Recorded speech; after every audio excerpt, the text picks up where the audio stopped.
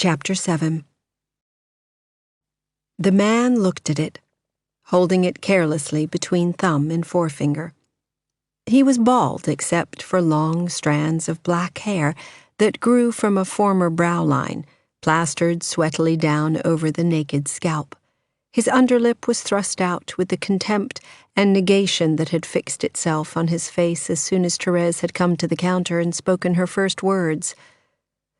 "No," he said at last. "Can't you give me anything for it?" Therese asked. The lip came out further. Maybe 50 cents. And he tossed it back across the counter. Therese's fingers crept over it possessively. "Well, what about this?" From her coat pocket, she dragged up the silver chain with the St. Christopher medallion.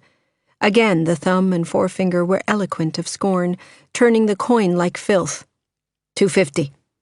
"But it cost at least $20, Therese started to say, but she didn't because that was what everybody said. "Thanks." She picked up the chain and went out. Who were all the lucky people, she wondered, who had managed to sell their old pocket knives, broken wristwatches, and carpenter's planes that hung in clumps in the front window? She could not resist looking back through the window, finding the man's face again under the row of hanging hunting knives. The man was looking at her too, smiling at her. She felt he understood every move she made. Therese hurried down the sidewalk. In 10 minutes, Therese was back. She pawned the silver medallion for $2.50. She hurried westward, ran across Lexington Avenue, then Park, and turned down Madison. She clutched the little box in her pocket until its sharp edges cut her fingers. Sister Beatrice had given it to her. It was inlaid brown wood and mother of pearl in a checked pattern. She didn't know what it was worth in money, but she had assumed it was rather precious. Well, now she knew it wasn't. She went into a leather goods shop. "I'd like to see the black one in the window, the one with the strap and the gold buckles," Therese said to the salesgirl. It was the handbag she had noticed last Saturday morning on the way to meet Carol for lunch. It had looked like Carol, just at a glance. She had thought, even if Carol didn't keep the appointment that day, if she could never see Carol again, she must buy the bag and send it to her anyway. "I'll take it," Therese said. "That's $71.18 with the tax," the salesgirl said. "Do you want that gift wrapped?" "Yes, please." Therese counted 6 crisp $10 bills across the counter and the rest in singles. "Can I leave it here till about 6:30 tonight?" Therese left the shop with the receipt in her billfold. It wouldn't do to risk bringing the handbag into the store. It might be stolen, even if it was Christmas Eve. Therese smiled. It was her last day of work at the store, and in 4 more days came the job at the Black Cat. Phil was going to bring her a copy of the play the day after Christmas. She passed Brentano's. Its window was full of satin ribbons, leather-bound books, and pictures of knights in armor. Therese turned back and went into the store not to buy, but to look, just for a moment, to see if there was anything here more beautiful than the handbag. An illustration in one of the counter displays caught her eye.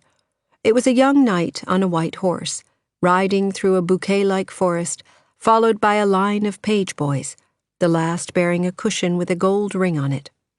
She took the leather-bound book in her hand.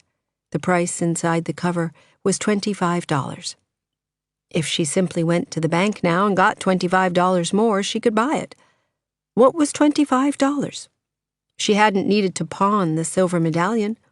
She knew she had pawned it only because it was from Richard, and she didn't want it any longer.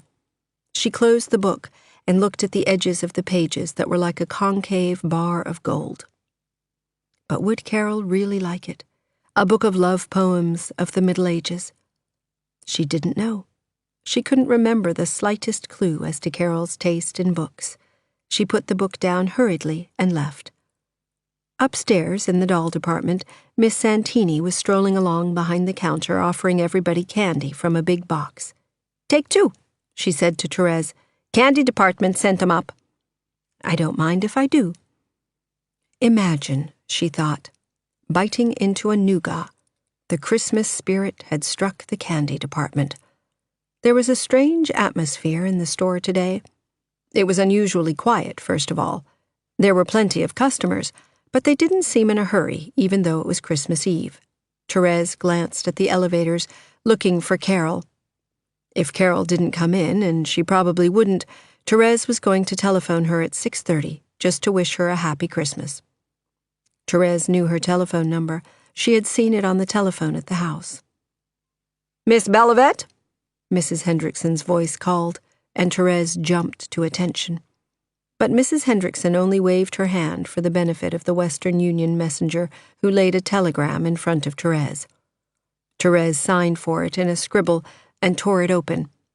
It said, "Meet you downstairs at 5 p.m., Carol." Therese crushed it in her hand. She pressed it hard with her thumb into her palm and watched the messenger boy, who was really an old man, walk back towards the elevators. He walked ploddingly, with a stoop that thrust his knees far ahead of him, and his puttees were loose and wobbly. "You look happy," Mrs. Zabriskie said dismally to her as she went by. Therese smiled. "I am." Mrs. Zabriskie had a 2-month-old baby, she had told Therese, and her husband was out of work now.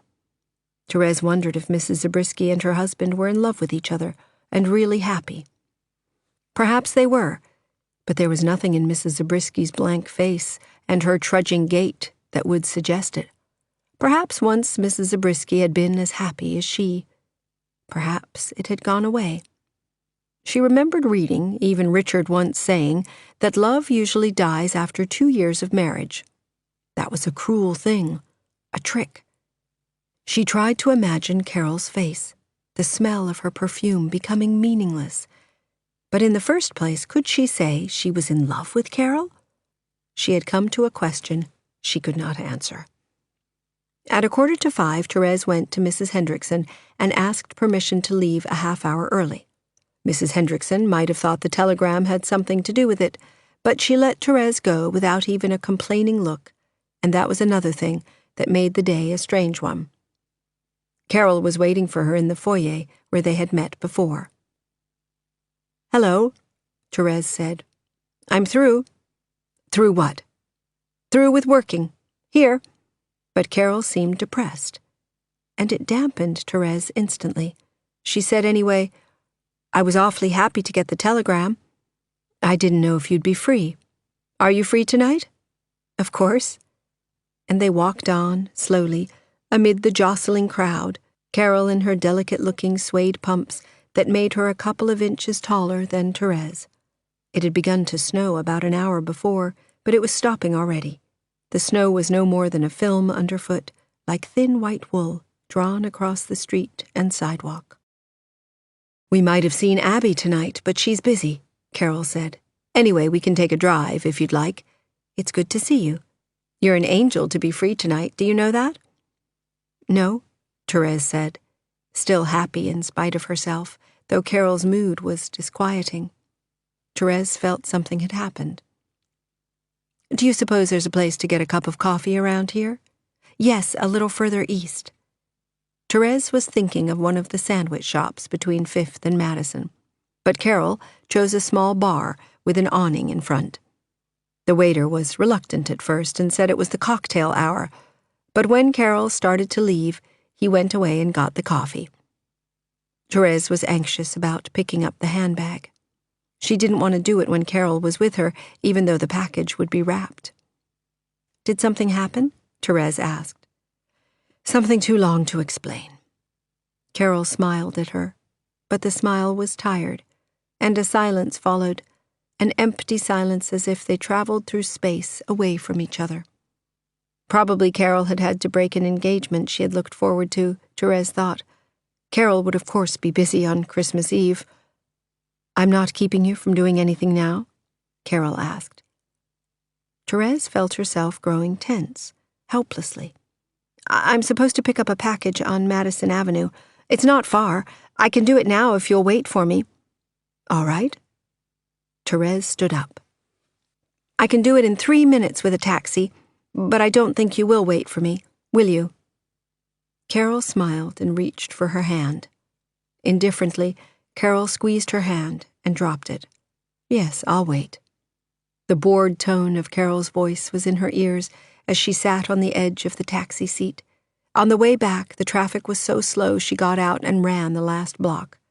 Carol was still there, her coffee only half finished. "I don't want my coffee," Therese said, because Carol seemed ready to go. "My car's downtown. Let's get a taxi down."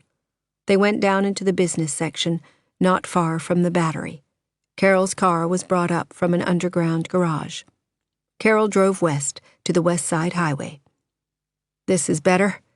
Carol shed her coat as she drove. "Throw it in back, will you?" And they were silent again. Carol drove faster, changing her lane to pass cars as if they had a destination. Therese set herself to say something, anything at all, by the time they reached the George Washington Bridge. Suddenly it occurred to her that if Carol and her husband were divorcing, Carol had been downtown to see a lawyer today. The district there was full of law offices, and something had gone wrong. Why were they divorcing? Because Harge was having an affair with the woman called Cynthia? Therese was cold. Carol had lowered the window beside her, and every time the car sped, the wind burst through and wrapped its cold arms around her. "That's where Abby lives," Carol said, nodding across the river. Therese did not even see any special lights. "Who's Abby?" "Abby, my best friend." Then Carol looked at her. "Aren't you cold with this window open?" "No." "You must be." They stopped for a red light, and Carol rolled the window up. Carol looked at her as if really seeing her for the first time that evening, and under her eyes that went from her face to her hands, in her lap, Therese felt like a puppy Carol had bought at a roadside kennel that Carol had just remembered was riding beside her. "What happened, Carol?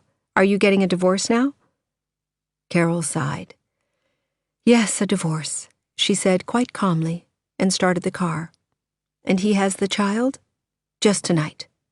Therese was about to ask another question when Carol said, "Let's talk about something else."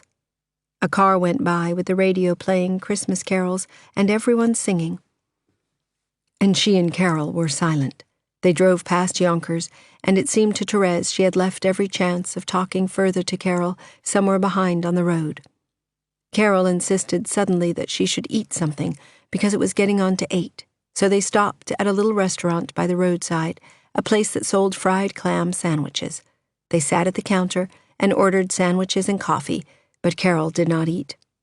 Carol asked her questions about Richard, not in the concerned way she had Sunday afternoon, but rather as if she talked to keep Therese from asking more questions about her. They were personal questions, yet Therese answered them mechanically and impersonally. Carol's quiet voice went on, much quieter than the voice of the counter boy talking with someone 3 yards away. "Do you sleep with him?" Carol asked. "I did, 2 or 3 times." Therese told her about those times, the first time and the 3 times afterwards. She was not embarrassed talking about it. It had never seemed so dull and unimportant before. She felt Carol could imagine every minute of those evenings. She felt Carol's objective, appraising glance over her, and she knew Carol was about to say she did not look particularly cold, or perhaps emotionally starved. But Carol was silent, and Therese stared uncomfortably at the list of songs on the little music box in front of her. She remembered someone telling her once she had a passionate mouth. She couldn't remember who. "Sometimes it takes time," Carol said. "Don't you believe in giving people another chance?" "But why?" "It isn't pleasant. And I'm not in love with him. Don't you think you might be, if you got this worked out?" "Is that the way people fall in love?" Carol looked up at the deer's head on the wall behind the counter. "No," she said, smiling. "What do you like about Richard?" "Well, he has—" But she wasn't sure if it really was sincerity. He wasn't sincere, she felt, about his ambition to be a painter. "I like his attitude, more than most men's. He does treat me like a person instead of just a girl he can go so far with or not. And I like his family, the fact that he has a family. Lots of people have families." Therese tried again. "He's flexible. He changes. He's not like most men that you can label doctor or insurance salesman. I think you know him better than I knew Harge after months of marriage. At least you're not going to make the same mistake I did to marry because it was the thing to do when you were about 20 among the people I knew. You mean you weren't in love? Yes, I was, very much. And so was Harge. And he was the kind of man who could wrap your life up in a week and put it in his pocket. Were you ever in love, Therese? She waited until the word from nowhere, false, guilty, moved her lips. No, but you'd like to be. Carol was smiling. Is Harge still in love with you? Carol looked down at her lap, impatiently, and perhaps she was shocked at her bluntness, Therese thought, but when Carol spoke, her voice was the same as before. Even I don't know. In a way, he's the same emotionally as he's always been. It's just that now I can see how he really is. He said I was the first woman he'd ever been in love with. I think it's true, but I don't think he was in love with me, in the usual sense of the word, for more than a few months. He's never been interested in anyone else, it's true. Maybe he'd be more human if he were. That I could understand and forgive. Does he like Rindy? Dotes on her. Carol glanced at her, smiling. If he's in love with anyone, it's Rindy. What kind of a name is that? Narinda. Harge named her. He wanted a son, but I think he's even more pleased with a daughter. I wanted a girl. I wanted 2 or 3 children. And Harge didn't? I didn't. She looked at Therese again. Is this the right conversation for Christmas Eve? Carol reached for a cigarette and accepted the one Therese offered her, a Philip Morris. I like to know all about you, Therese said. I didn't want any more children, because I was afraid our marriage was going on the rocks anyway, even with Rindy. So you want to fall in love? You probably will soon, and if you do, enjoy it. It's harder later on. To love someone? To fall in love. Or even to have the desire to make love. I think sex flows more sluggishly in all of us than we care to believe, especially men care to believe. The first adventures are usually nothing but a satisfying of curiosity, and after that, one keeps repeating the same actions, trying to find what? What? Therese asked. Is there a word, a friend, a companion, or maybe just a sharer? What good are words? I mean, I think people often try to find through sex things that are much easier to find in other ways. What Carol said about curiosity she knew was true. What other ways? She asked. Carol gave her a glance. I think that's for each person to find out. I wonder if I can get a drink here. But the restaurant served only beer and wine, so they left. Carol did not stop anywhere for her drink as they drove back towards New York. Carol asked her if she wanted to go home or come out to her house for a while, and Therese said to Carol's house. She remembered the Kellys had asked her to drop in on the wine and fruitcake party they were having tonight, and she had promised to, but they wouldn't miss her, she thought. What a rotten time I give you, Carol said suddenly. Sunday, and now this. I'm not the best company this evening. What would you like to do? Would you like to go to a restaurant in Newark where they have lights and Christmas music tonight? It's not a nightclub. We could have a decent dinner there, too. I really don't care about going anywhere, for myself. You've been in that rotten store all day, and we haven't done a thing to celebrate your liberation. I'd just like to be here with you, Therese said, and hearing the explanatory tone in her voice, she smiled. Carol shook her head, not looking at her. Child, child, where do you wander? All by yourself. Then, a moment later, on the New Jersey highway, Carol said, I know what, and she turned the car into a graveled section off the road and stopped. Come out with me. They were in front of a lighted stand, piled high with Christmas trees. Carol told her to pick a tree, one not too big and not too small. They put the tree in the back of the car, and Therese sat in front beside Carol with her arms full of holly and fir branches. Therese pressed her face into them and inhaled the dark green sharpness of their smell, their clean spice that was like a wild forest and like all the artifices of Christmas. Tree baubles, gifts, snow, Christmas music, holidays. It was being through with the store and being beside Carol now.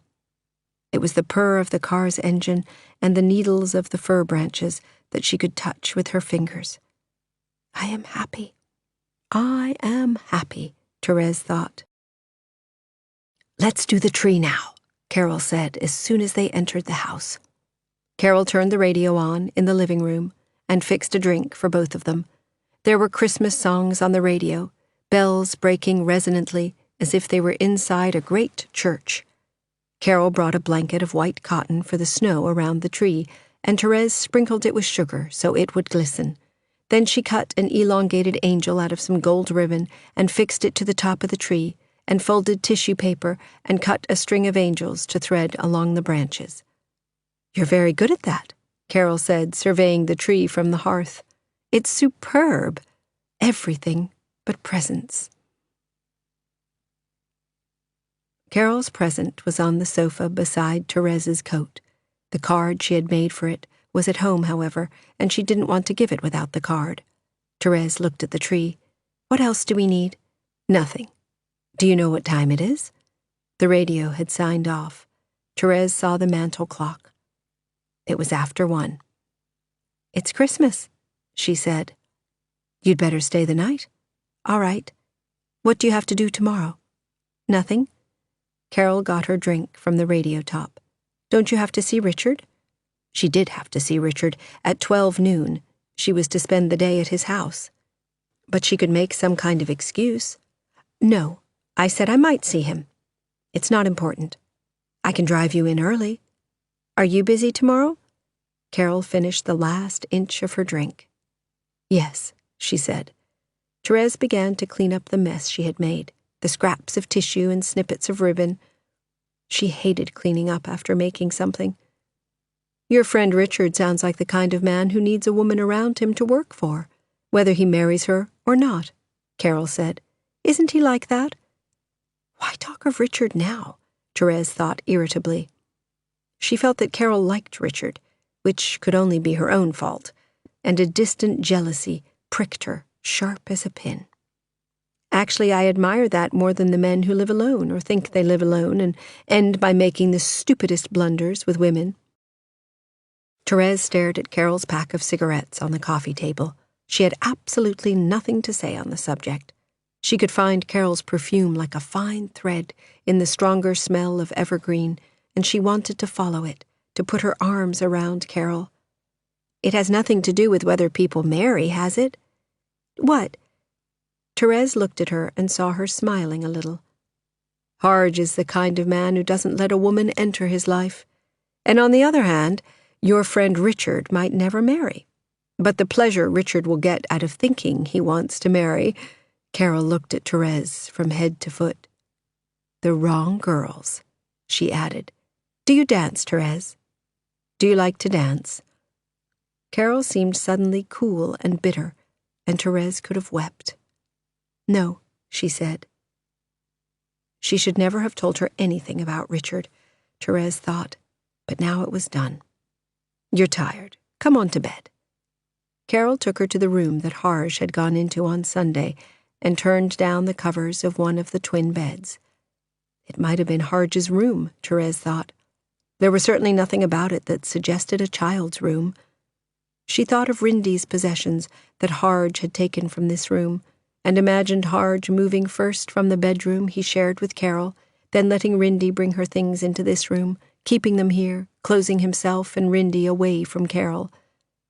Carol laid some pajamas on the foot of the bed. Good night, then, she said at the door. Merry Christmas. What do you want for Christmas? Therese smiled suddenly. Nothing.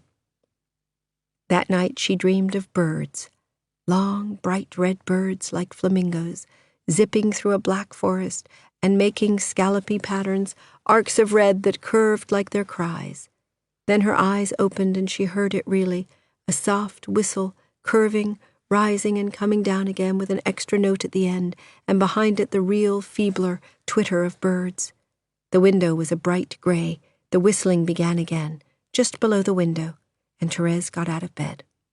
There was a long, open-topped car in the driveway and a woman standing in it, whistling. It was like a dream she looked out on, a scene without color, misty at the edges. Then she heard Carol's whisper as clearly as if all three of them were in the same room together. "Are you going to bed or getting up?" The woman in the car, with her foot on the seat, said just as softly, "Both," and Therese heard the tremor of repressed laughter in the word and liked her instantly.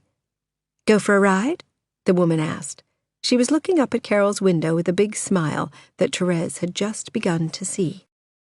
"You nitwit," Carol whispered. "You alone?" "No." Oh, it's all right. Do you want to come in?" The woman got out of the car. Therese went to the door of her room and opened it. Carol was just coming into the hall, tying the belt of her robe. "Sorry I wakened you," Carol said. "Go back to bed." "I don't mind. Can I come down?" "Well, of course." Carol smiled suddenly. "Get a robe out of the closet." Therese got a robe, probably a robe of Harge's, she thought, and went downstairs. "Who made the Christmas tree?" the woman was asking. They were in the living room. "She did." Carol turned to Therese. "This is Abby. Abby Gerhard, Therese Bellevet." "Hello," Abby said. "How do you do?" Therese had hoped it was Abby. Abby looked at her now with the same bright, rather pop-eyed expression of amusement that Therese had seen when she stood in the car. "You made a fine tree," Abby told her. "Will everybody stop whispering?" Carol asked. Abby chafed her hands together and followed Carol into the kitchen. "Got any coffee, Carol?" Therese stood by the kitchen table, watching them, feeling at ease because Abby paid no further attention to her, only took off her coat and started helping Carol with the coffee. Her waist and hips looked perfectly cylindrical, without any front or back, under her purple knitted suit. Her hands were a little clumsy, Therese noticed, and her feet had none of the grace of Carol's. She looked older than Carol, and there were 2 wrinkles across her forehead that cut deep when she laughed, and her strong arched eyebrows rose higher. And she and Carol kept laughing now while they fixed coffee and squeezed orange juice, talking in short phrases about nothing, or nothing that was important enough to be followed. Except Abby's sudden, "Well," fishing a seed out of the last glass of orange juice and wiping her finger carelessly on her own dress. "How's old Harge?" "The same," Carol said. Carol was looking for something in the refrigerator, and watching. Therese failed to hear all of what Abby said next, or maybe it was another of the fragmentary sentences that Carol alone understood, but it made Carol straighten up and laugh, suddenly and hard, made her whole face change, and Therese thought with sudden envy she could not make Carol laugh like that, but Abby could. "I'm going to tell him that," Carol said. "I can't resist." There was something about a Boy Scout pocket gadget for Harge. "And tell him where it came from," Abby said, looking at Therese and smiling broadly as if she should share in the joke, too. "Where are you from?" she asked Therese as they sat down in the table alcove at one side of the kitchen.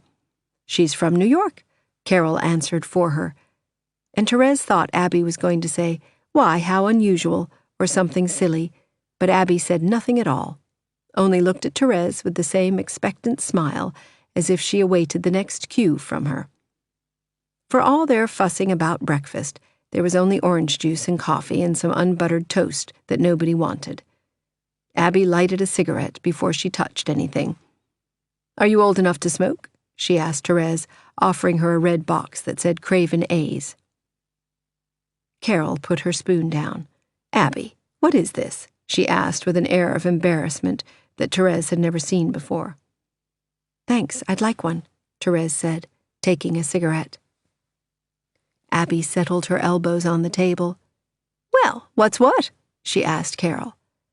"I suspect you're a little tight," Carol said. "Driving for hours in the open air. I left New Rochelle at 2, got home and found your message, and here I am." She probably had all the time in the world, Therese thought. Probably did nothing all day except what she felt like doing. "Well," Abby said. "Well." "I didn't win the first round," Carol said. Abby drew on her cigarette, showing no surprise at all. "For how long?" "For 3 months." "Starting when?" "Starting now." starting last night, in fact. Carol glanced at Therese, then looked down at her coffee cup, and Therese knew Carol would not say any more with her sitting there. "That's not set already, is it?" Abby asked. "I'm afraid it is," Carol answered casually, with a shrug in her tone. "Just verbally, but it'll hold." "What's you doing tonight? Late?" "I'm not doing anything. Dinner's at 2 today. Call me sometime." "Sure." Carol kept her eyes down, looking down at the orange juice glass in her hand, and Therese saw a downward slant of sadness in her mouth now, a sadness not of wisdom, but of defeat. "I'd take a trip," Abby said. "Take a little trip away somewhere." Then Abby looked at Therese, another of the bright, irrelevant, friendly glances, as if to include her in something it was impossible she could be included in. And anyway, Therese had gone stiff with the thought that Carol might take a trip away from her. "I'm not much in the mood," Carol said, but Therese heard the play of possibility in it, nevertheless. Abby squirmed a little and looked around her. "This place is gloomy as a coal pit in the mornings, isn't it?" Therese smiled a little. A coal pit, with the sun beginning to yellow the windowsill and the evergreen tree beyond it? Carol was looking at Abby fondly, lighting one of Abby's cigarettes. How well they must know each other, Therese thought, so well that nothing either of them said or did to the other could ever surprise, ever be misunderstood. "Was it a good party?" Carol asked. Abby said indifferently. "Do you know someone called Bob Haversham?" "No. He was there tonight. I met him somewhere before in New York. Funnily enough, he said he was going to work for Ratner and Aird in the brokerage department." "Really? I didn't tell him I knew one of the bosses." "What time is it?" Carol asked after a moment. Abby looked at her wristwatch, a small watch set in a pyramid of gold panels. 7:30, about. Do you care?" "Want to sleep some more, Therese?" "No, I'm fine." "I'll drive you in whenever you have to go," Carol said. But it was Abby who drove her finally around 10 o'clock, because she had nothing else to do, she said, and she would enjoy it. Abby was another one who liked cold air, Therese thought, as they picked up speed on the highway. Who rode in an open-topped car in December? "Where'd you meet Carol?" Abby yelled at her. Therese felt she might almost, but not quite, have told Abby the truth. "In a store?" Therese yelled back. "Oh?" Abby drove erratically, whipping the big car around curves, putting on speed where one didn't expect it. "Do you like her?" "Of course." What a question, like asking her if she believed in God. Therese pointed out her house to Abby when they turned into the street. "Do you mind doing something for me?" Therese asked. "Could you wait here a minute? I want to give you something to give to Carol." "Sure," Abby said. Therese ran upstairs and got the card she had made and stuck it under the ribbon of Carol's present. She took it back down to Abby. "You're going to see her tonight, aren't you?" Abby nodded slowly, and Therese sensed the ghost of a challenge in Abby's curious black eyes, because she was going to see Carol, and Therese wasn't, and what could Therese do about it? "And thanks for the ride in." Abby smiled. "Sure you don't want me to take you anywhere else?" "No, thanks," Therese said, smiling too, because Abby would certainly have been glad to take her even to Brooklyn Heights. She climbed her front steps and opened her mailbox. There were 2 or 3 letters in it, Christmas cards, one from Frankenberg's. When she looked into the street again, the big cream-colored car was gone, like a thing she had imagined, like one of the birds in the dream.